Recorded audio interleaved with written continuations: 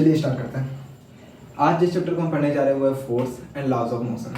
Force and laws of motion, ये chapter बहुत ही ज़्यादा इम्पोर्टेंट है। अगर आप इसकी इम्पोर्टेंसी को देखना चाहो तो इसकी इम्पोर्टेंसी इस बात से समझ आती है कि जब आप इसे 9th क्लास में पढ़ना शुरू करते हो तो यहाँ आप फोर्स जानते हो और फिर आप धीरे धीरे इस फोर्स को अपने फिजिक्स के मैथमेटिकल कॉन्सेप्ट पे उतारते हो, फोर्स के एप्लीकेशन पार्ट को देखते हो और धीरे धीरे इसके यूजेस को पहचानना शुरू करते हो। बहुत सारे कॉन्सेप्ट आते हैं फोर्स को पढ़ने के बाद, जो जहाँ की फोर्स टर्म बिल्कुल यूज़ हो रहा होता है। तो और अभी आप फोर्स को पढ़ोगे, फोर्स को समझोगे और आगे बढ़ते ही आप इस फोर्स को एप्लीकेशन पार्ट पे उतारना शुरू करोगे। जैसे कि आप अभी 9th क्लास में हो, 9th क्लास में ही एक और चैप्टर है जहाँ फोर्स के यूजेस को समझते हो। फोर्स का यूजेस और फोर्स के एप्लीकेशन, इस दोनों को अगर आप देखो तो जो चैप्टर आपको आगे मिलने वाला है फिजिक्स का 9th का, वो ग्रेविटी है। और ग्रेविटी में कहीं ना कहीं आपको ग्रेविटेशनल फोर्स समझना होता है। अगर आप ग्रेविटेशनल फोर्स को समझना चाहते हो तो आपको फोर्स वर्ड को समझना बहुत जरूरी है ना।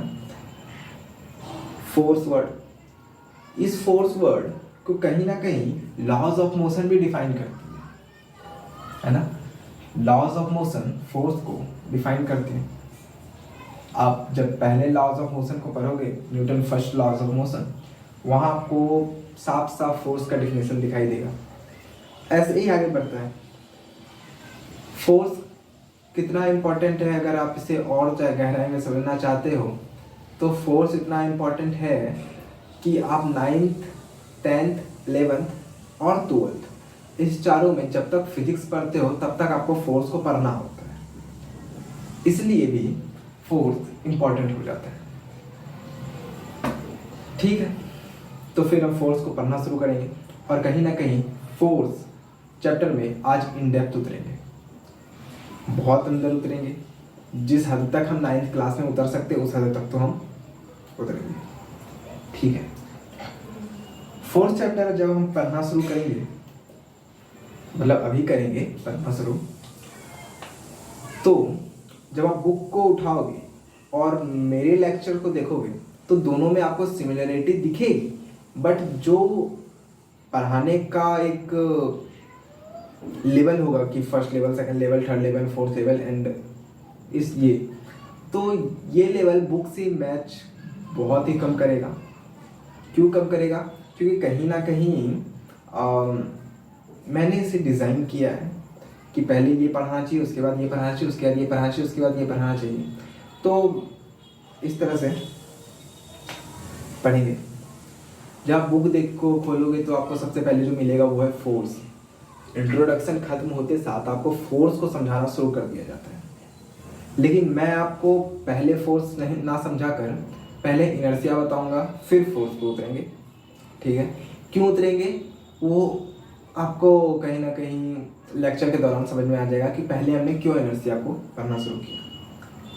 ठीक है, तो इसी के साथ हम इनर्शिया को पढ़ना शुरू करते हैं। इनर्शिया क्या? अगर आप इनर्शिया की डिफिनेशन को देखते हो तो इनर्शिया का डिफिनेशन ये है कि inertia is an inherent property of a body by virtue of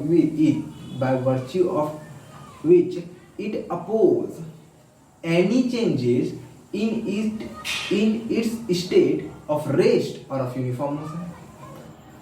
फिर से inertia is an inherent property of a body by virtue of which it oppose any changes in its state of rest और of uniform motion. मतलब क्या? मतलब ये कि inertia किसी भी बॉडी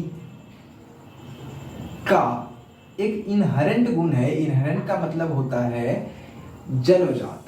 इनहेरेंट का मतलब होता है जन्मजात। इसका मतलब किसी भी बॉडी जिसमें मास है उस बॉडी का इनहेरेंट गुण है, मतलब जन्मजात गुण है कि उसके अंदर इनर्शिया हो। इनर्शिया है, ये एक प्रॉपर्टी है उस बॉडी का जिसमें मास है। ये प्रॉपर्टी क्या कहता है? ये प्रॉपर्टी कहता है कि मैं जिस भी मासेस ऑब्जेक्ट के अंदर हूं उस मासेस ऑब्जेक्ट के अंदर एक गुण या तो आप उसे गुण कहो या दुर्गुण कहो, वो गुण और दुर्गुण ये है कि वो बॉडी हमेशा अपोज करता है अपने स्टेट को चेंज होने में, है ना। कैसे अपोज करता है, आप कई एग्जांपल देख सकते हो, जैसे कि पंखा को देख लो। जैसे अभी ये पंखा रुका हुआ है, जैसे ही आप स्विच ऑन करते हो तो क्या ये पंखा स्विच ऑन करते साथ ही फुल स्पीड में आ जाता है क्या? अच्छा, जब ये फुल स्पीड में आ जाता है और जैसे ही आप स्विच ऑफ करते हो तो ये क्या डायरेक्ट रुक जाता है क्या?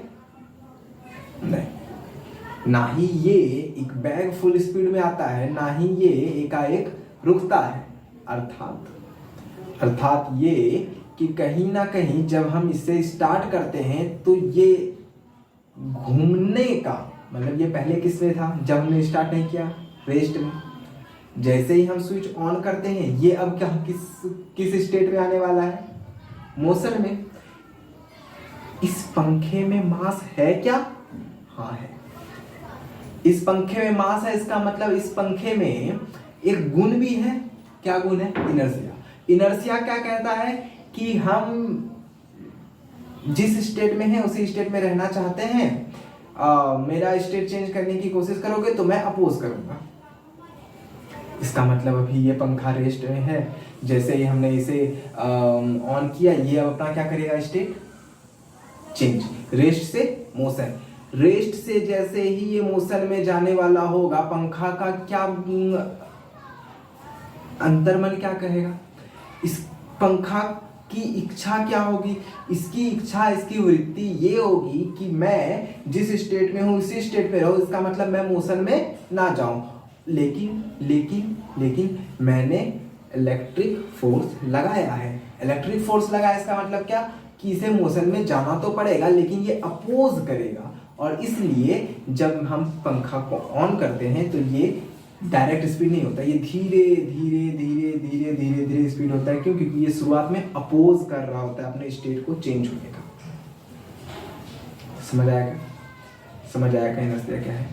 इनर्शिया, अब जैसे समझो कि आप साइकिल चला रहे हो, अब जैसे ही ब्रेक मारते हो तुरंत रुक जाता है क्या? नहीं, कुछ सेंटीमीटर या कुछ मीटर चलता हो जाता है।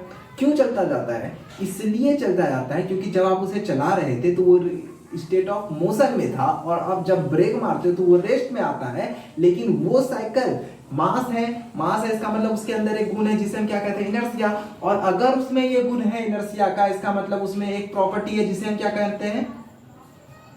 इनर्शिया। लगता है मैंने ये लाइन 2 बार कर दिया क्या? हाँ, तो उस साइकिल में मास है और मास के कारण उसमें इनर्शिया है। इनर्शिया के कारण जो उसकी इच्छा है वो ये है कि जिस स्टेट में वो है वो उसी स्टेट में रहे, है ना।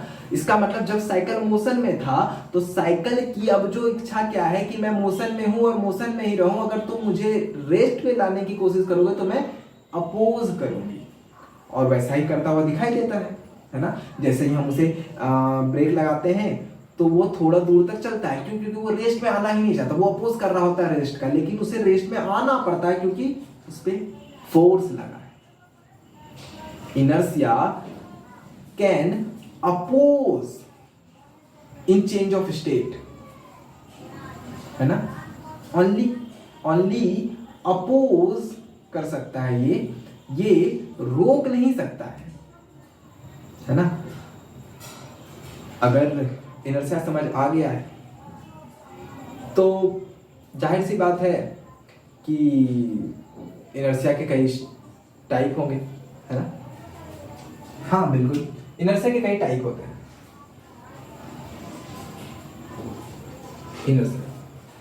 इनर्शिया के कई टाइप होते हैं। जैसे पहला type inertia of rest. Inertia of rest देखकर आपको समझ आ गया होगा कि इनर्शिया ऑफ रेस्ट क्या है ना। इनर्शिया ऑफ रेस्ट का मतलब अगर आप शुद्ध हिंदी में समझो तो मैं रेस्ट में हूँ, रेस्ट में रहना चाहती हूँ, मुझे रेस्ट से मोशन में लाने की कोशिश करोगे, मैं अपोज करूंगी। इसका मतलब क्या? मैं रेस्ट से मोशन में नहीं आऊंगी, नहीं आना तो पड़ेगा। क्यों? क्योंकि फोर्स लगा रहे हो तुम ना, ठीक है। इनर्शिया ऑफ रेस्ट क्या? अगर इसकी डिफिनेशन को देखो, इनर्शिया ऑफ रेस्ट की क्या डिफिनेशन होगी? तो इनर्शिया ऑफ रेस्ट की definition, it is a property of a body by virtue of which it oppose any changes in its state of rest. है ना, बार बार दोहराते हैं, बार बार एक ही डिप्रेशन को 10 बार, 15 बार, 20 बार, 100 बार भी दोहरा सकते हो। इससे क्या हो, इससे ये नहीं है कि आपको याद हो जाएगा। याद होने का क्या मतलब है, आप अगर समझ गए हो किसी कॉन्सेप्ट को तो आपको याद तो हो ही जाएगा। देखो होता क्या है, हम याद तो कई चीजें होती हैं, है ना।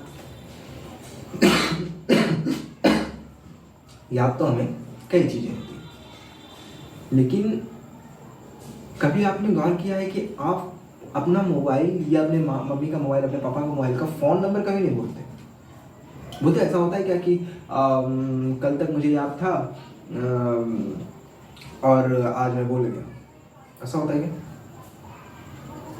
कभी भी? कि कल, अभी तो थोड़ा देर पहले मुझे याद था, अब मैं भूल गया? नहीं, ऐसा नहीं होता। क्यों नहीं होता? क्योंकि हम कहीं ना कहीं फ़ोन नंबर को इतनी बार दोहराए हुए होते हैं कि हमें सिर्फ अगर शुरुआत का 2 वर्ड भी याद आ जाए, 90, तो फिर आगे का मैं पूरा याद करने की आवश्यकता नहीं पड़ती। कहीं ना कहीं हमारा ब्रेन हमारे मुंह से पूरा नंबर बुलवा लेता है, क्योंकि क्योंकि कहीं ना कहीं ब्रेन एक, आप समझो ना कि फिक्स्ड हो गया है। आप समझो कि आप सिर्फ आगे का 2 अंक बोलोगे, वो ब्रेन समझ जाता है ये पूरा क्या बोलने वाला, वो सोचना भी नहीं पड़ता है ब्रेन को कि क्या मुझे बोलना है, वो पूरा बोल के निकल लेता है ना। इसी प्रकार जब आप किसी डिफिनेशन को याद आपको होता है, याद कब हो जाता है आपको? जब आप उस कॉन्सेप्ट को समझ लेते हो। जैसे ही आप उस कॉन्सेप्ट को समझ लिया, आप इनर्शिया को समझ लिया। इनर्शिया क्या है? इनर्शिया वो गुण है, जो गुण किसी बॉडी में होने से वो अपनी स्टेट चेंज होने का अपोज करता है। स्टेट चेंज होने का क्या मतलब? या तो रेस्ट से मोशन में अगर जा रहा होगा तो उसका अपोज करेगा, या मोशन से रेस्ट में आ रहा हो तो इसका अपोज करेगा। ठीक है, ये इनर्शिया है। इसकी डिफिनेशन क्या है? Inertia, it is a property of a body by virtue of which it oppose any changes in its state of rest और ऑफ यूनिफॉर्म मोशन। ये हमें याद हो गया। कब हुआ? जब हमने कॉन्सेप्ट को समझ लिया। लेकिन कहीं ना कहीं जीवन में याद करना और रटना दोनों मायने रखता है। मान लो रटने, जैसे कितने लोग कहते हैं कि रटना नहीं चाहिए, मानते हैं रटना नहीं चाहिए, किसी चीज को रटना नहीं चाहिए अगर आप उसे कॉन्सेप्चुअली समझ सकते हो। लेकिन आप समझो कि आपने बचपन में ए से जेड तक याद किया ना, ABCDEFGH जेड तक याद किया ना? क्या ए में कुछ समझने लायक चीज था क्या? कि ए क्या है? तो ए का एक अलग डिफिनेशन है, उसे समझते हैं, फिर उसके कॉन्सेप्चुअली मैथमेटिकल सॉल्व करते हैं, तब ए समझ में आ जाता है, हाँ ए समझ आ गया, बी पे चलते हैं। क्या ऐसा होता है क्या? हमें कहीं ना कहीं उसे रटना ही होता है ना। फोन नंबर का एग्जांपल ले लेते हैं। आप अपना फोन नंबर को समझने बैठते हो क्या? 9 के बाद 3 क्यों है, 3 के बाद 0 क्यों, ऐसा समझने बैठते हैं क्या? नहीं, हमें उसे रटना होता है ना। तो कुछ चीजें जीवन में रटनी आवश्यक होती है, और रटना कहीं ना कहीं हमारे लाइफ को रटने वक्त मुश्किल बनाता है, उसके बाद आसान कर देता है। जैसे, अच्छा मैं ये नहीं कह रहा रटने को मैं प्रमोट नहीं कर रहा हूँ, ये मैं समझना कि मैं रटने को प्रमोट कर रहा हूँ, लेकिन मैं ये कह रहा हूँ अगर तुम्हें कॉन्सेप्चुअली समझ गए हो तो बहुत अच्छी बात है, लेकिन अगर इसे तुम रट सको तो रट भी लो। रटने का क्या मतलब है? कि ये तुम्हारे जुबान पे आ जाए, तुम्हें कोई 2 शब्द बता दे, तुम आगे बढ़ जाओ। अगर तुम भूल गए हो तो ऐसे रटने के बाद अगर तुम कॉन्सेप्चुअली भी समझे हो तो 2 वर्ड का तुम्हें पूरा वर्ड याद बना के लिख सकते हो, है ना। लेकिन डिफिनेशन बना के लिखने, डिफिनेशन का मतलब ये होता है कि बिल्कुल सटीक, इनर्शिया का एक सटीक 2-3 लाइन में बताना। लेकिन तुम समझो कि अगर तुम कॉन्सेप्चुअली समझ गए और खुद से बनाने बैठे तो हो सकता है कहीं गलती ना हो जाए, तो कॉन्सेप्चुअली भी समझ ले और उसे रट भी ले तो कितना आसान हो जाएगा, है ना।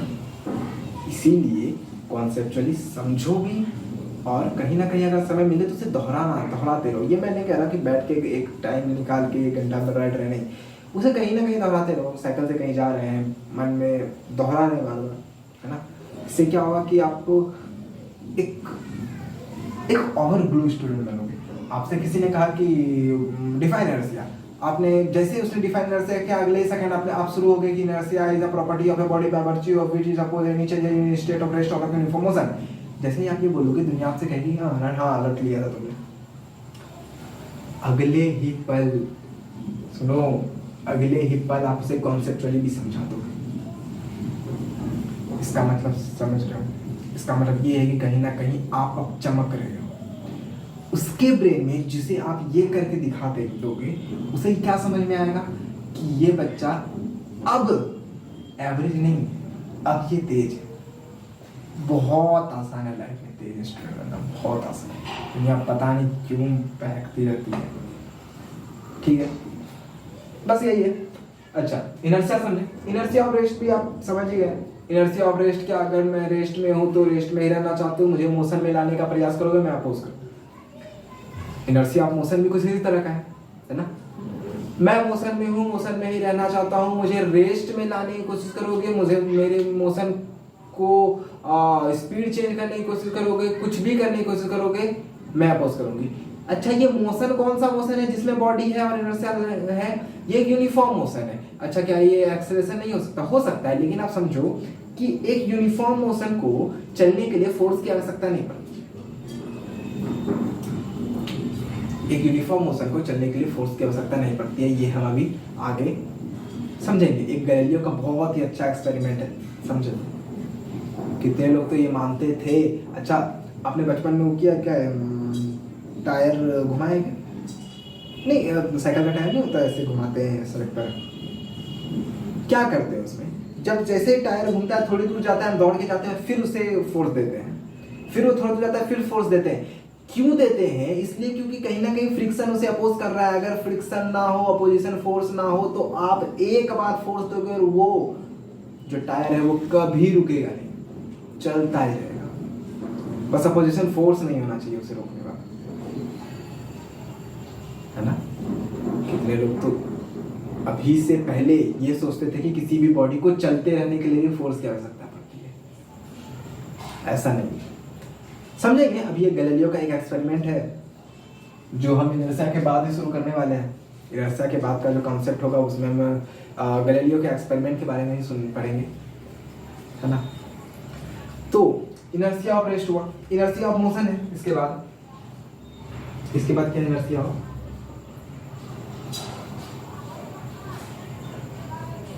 Inertia of motion. Inertia of motion क्या? इनर्शिया ऑफ मोशन का भी सिंपल वही डिफिनेशन सेम, बस अंतिम में मोशन लगा देना। It is the property of a body by virtue of which it oppose any changes in its state of motion, है ना। शुरुआत से अंतिम तक की line same, it is a property of a body. अच्छा, इसे थोड़ा और अच्छा दिखाने के लिए आप ये लिख सकते हैं, it is the inherent property of a body. Inherent मतलब आपको पता है जन्मजात, है ना। It is the inherent property of a body by virtue of which it oppose any changes in its state of. अगर रेस्ट का बोलो तो रेस्ट, मोशन का अगर आप बता रहे हो तो मोशन, और इनर्शिया का बता रहे हो तो दोनों बोल देना है, रेस्ट और ऑफ यूनिफॉर्म मोशन। अगर आप इनर्शिया का डिफिनेशन देते हो तो ये करना है, नहीं तो रेस्ट, नहीं तो और मोशन, सिंपल, है ना। अच्छा, एक तीसरे तरह का इनर्शिया होता है, इनर्शिया ऑफ डायरेक्शन। ये किस तरह का इनर्शिया है? एग्जांपल से पहले समझते हैं, उसके बाद डिफिनेशन बिल्कुल वही है, समझो।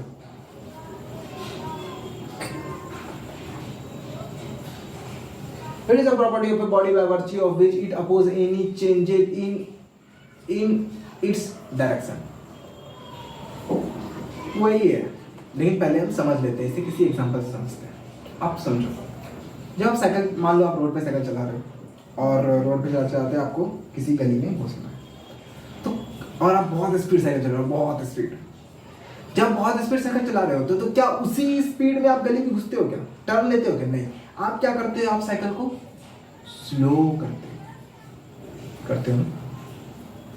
क्यों करते हो? सोचो। अच्छा, इसे तब तक आप सोचो, हम दूसरा एग्जांपल बोल लेते हैं, ठीक है। दूसरा एग्जांपल, मान लो आप क्रिकेट बॉल खेलो, क्रिकेट बैट बॉल।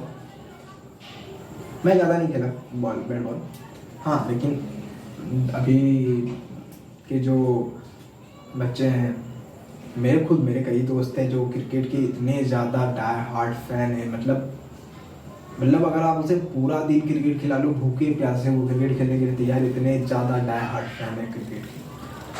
और कहीं ना कहीं सही भी है, क्रिकेट खेलना कहीं ना कहीं आपको मेंटली भी बहुत स्ट्रॉन्ग करता है, फिजिकली भी बहुत स्ट्रॉन्ग करता है। बट पता नहीं मैं क्यों नहीं खेलता। हाँ मैंने तो चलो ठीक है। आप अगर क्रिकेट खेले होगा तो आपने देखा होगा कि जैसे ही बॉलर आपकी तरफ बॉल फेंकता है, बॉल का डायरेक्शन किधर है? आपकी तरफ। आप जैसे ही बैट मारते हो तो उस बॉल का डायरेक्शन चेंज होता है ना। क्या उस बॉल का डायरेक्शन बिना किसी के फोर्स लगाए भी चेंज हो सकता है क्या? नहीं। इसका मतलब क्या? अच्छा, अगर मान लेते हैं कि मैंने बॉल फेंका और किसी ने उससे पे फोर्स लगाया ही नहीं, तो क्या उस बॉल का डायरेक्शन चेंज होगा क्या? इसका मतलब क्या? इसका मतलब बॉल जिस डायरेक्शन में जा रही थी वो उसी डायरेक्शन में जाना चाहते, इसीलिए जब मैंने यहाँ से बॉल फेंका तो इतना दूर पे भी उसी डायरेक्शन में जा रही थी, यहाँ पे आने के बाद भी उसी डायरेक्शन में जा रही है, और कहीं ना कहीं वो जहां तक जाएगी जब तक उस पर फोर्स नहीं लगेगा वो उसी डायरेक्शन में जाने के लिए चाहेगी जब तक उस पर फोर्स ना लगे, है ना? फोर्स लगेगा तभी तो उसका डायरेक्शन चेंज हो सकता है। अच्छा, इसे थोड़ा और अच्छे से समझते हैं। मान लो कि आपने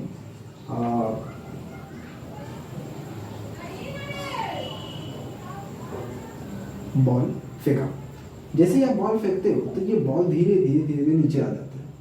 ये डायरेक्शन चेंज हुआ ना, तो आप बोलोगे बताइए सर, मैंने यहाँ से तो बॉल फेंका, ये धीरे धीरे नीचे की तरफ आ जाता है, तो कहीं ना कहीं तो डायरेक्शन चेंज हुआ, और फोर्स भी किसी ने नहीं लगाया।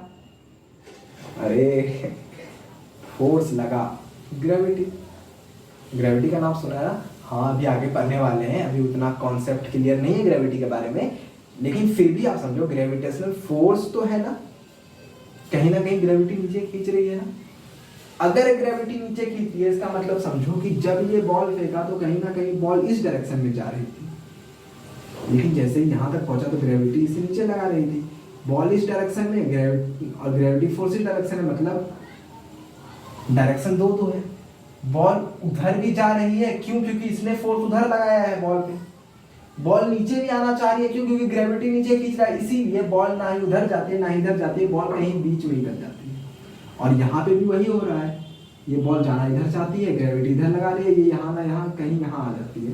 यहाँ भी यही हो रहा है, ये यहाँ ग्रेविटी यहाँ कहीं बीच में, और इसी तरह ये बीच करते रह जाती है, और ये धीरे दोनों जब ये नीचे की तरफ गिर जाती है ग्राउंड पे, तो आप देखो कि ग्रेविटी भी इधर और बॉल का फोर्स भी इधर, इसीलिए बॉल अब सिर्फ नीचे गिरता है। डायरेक्शन चेंज हो रहा था क्योंकि कहीं ना कहीं फोर्स तो लग रहा था। ठीक है, इसका मतलब इनर्शिया ऑफ डायरेक्शन भी है। क्या है इनर्शिया ऑफ डायरेक्शन? भाई मैं जिस डायरेक्शन में जा रहा हूं उसी डायरेक्शन में जाऊंगा, अगर तुम मेरा डायरेक्शन चेंज करने की कोशिश करोगे तो मैं अपोज करूंगा। इसने अपोज किया क्या? हाँ, अपोज करता है। कैसे करता है? अभी जो मैंने उस थोड़ा देर पहले आपको एग्जांपल दिया था साइकिल वाला, गली में टर्न करना, उससे मैं आपको समझाऊंगा कि अपोज करता है, कैसे करता है वो हम समझाते हैं। लेकिन आप समझो कि अपोज करूंगा, लेकिन इसका मतलब क्या मैं उस डायरेक्शन में जाऊंगा कि नहीं? जाना तो पड़ेगा, क्योंकि फोर्स तो लग रहा है ना। अच्छा, अपोज करता है ये डायरेक्शन चेंज करने का। कैसे समझते हैं? जब आप साइकिल टर्न कर रहे होते हो और आप उसी स्पीड में टर्न करो तो आप गिर जाते हो, लेकिन आप साइकिल स्लो कर लो और फिर टर्न करो, फिर आप नहीं गिरते। क्यों नहीं गिरते? समझते हैं, जब आप साइकिल उसी स्पीड में टर्न कर रहे होते हो तो टर्न करने के लिए आप फोर्स लगाते हो। यहाँ समझ में आ गया कि डायरेक्शन फोर्स तो लगा रहे हो, लेकिन वो फोर्स जब आप साइकिल पे लगा रहे हो तो वो साइकिल पे लगता तो है, लेकिन जब तक वो फोर्स लगे तब तक आप उतने स्पीड में होते हैं कि आप उसे टर्न कर देते हो, इसलिए फोर्स पूरी तरह साइकिल में आ ही नहीं पाता है ना। इसे एक दूसरे एग्जांपल समझेगा, क्योंकि ये एग्जांपल से आपको समझना थोड़ा मुश्किल हो सकता है, इसलिए हम इसे थोड़ा दूसरे एग्जांपल से समझने का प्रयास करते हैं। आप समझो कि आप क्या हुआ है, आप एक आपका दोस्त आता है आपके घर, आपको बाइक पे अपने पीछे बैठाता है और बोलता है चलो आते हैं घूमने चलते हैं। तो वो बाइक स्टार्ट करता है, आप पीछे बैठे हो, स्टार्ट करता है, लगा एक साथ ही फुल स्पीड में स्टार्ट कर देता है बाइक को, और आप थोड़ा सा पीछे की तरफ करके पीछे की तरफ टर्न। आप पीछे की तरफ टर्न क्यों है, पीछे की तरफ क्यों गिरे? इसीलिए गिरे क्योंकि आप बाइक पे रेस्ट में थे और आपकी बॉडी रेस्ट में ही रहना चाहती थी, लेकिन जैसे ही बाइक मोशन में आता है तो आपका जो निचला पोर्शन है जो कि बाइक के डायरेक्ट कांटेक्ट में है उस पर बाइक फोर्स लगाता है, वो भी रेस्ट में था और आपका जो अपर पोर्शन है वो भी रेस्ट में था। जब बाइक निचले पोर्शन, क्योंकि वो डायरेक्ट कांटेक्ट में होता है ना बाइक के, तो डायरेक्ट कांटेक्ट में होने के कारण जब बाइक आगे की तरफ बढ़ता है तो निचला पोर्शन को भी वो आगे लेके जाता है, लेकिन निचला पोर्शन तो रेस्ट में था तो वो अपोज करता है ना। निचला पोर्शन अपोज करता है, नहीं मैं नहीं जाऊंगा, लेकिन फोर्स तो लगा, इसका मतलब उसे जाना पड़ता है। लेकिन अपर पोर्शन, उस पे तो बाइक ने फोर्स नहीं लगाया था, फोर्स लगाया था लेकिन अभी ट्रांसमिट होकर उतना ऊपर नहीं आता क्योंकि बहुत स्पीड में गाड़ी स्टार्ट हो गया है ना। तो जब तक फोर्स नहीं आया था तो अपर पोर्शन ने कहा तुम पे अपर पोर्शन ने निचले पोर्शन से कहा कि तुम पे फोर्स लगा है, तुम जाओ, मैं क्यों जाऊँ, मैं वहीं रहूँ। तो ये निचला पोर्शन आगे बढ़ जाता है और ये पीछे, वो अपर पोर्शन पीछे ही रह जाता है और इसीलिए आपको लगता है कि आप पीछे की तरफ गिर रहे हो। जैसे ही बाइक एक बैग स्टार्ट होता है तो आप पीछे की तरफ गिरते हुए लगते हैं। सच तो ये है कि आप पीछे की तरफ नहीं गिरते, आप उसी जगह पे रुक जाते हो जिस जगह पे आप थे। आपका अगला आगे निचला पोर्शन आगे बढ़ जाता है, इसलिए आपको लगता है कि आप पीछे की तरफ गिर रहे हो, है ना। अब समझो, क्या जब आप बाइक 5 मिनट तक चल लेता है तब भी आप क्या ऐसे ही रहते होगे? जैसे आप शुरू में बाइक स्पीड हुआ तब ऐसे हुए, तब क्या ऐसे ही चलते हैं? नहीं, धीरे धीरे फोर्स क्या होता है आपके बॉडी में ट्रांसफर होता है और आप सीधे हो जाते हो। जब साइकिल वाला एग्जांपल दे रहे हैं तब भी यही होता है।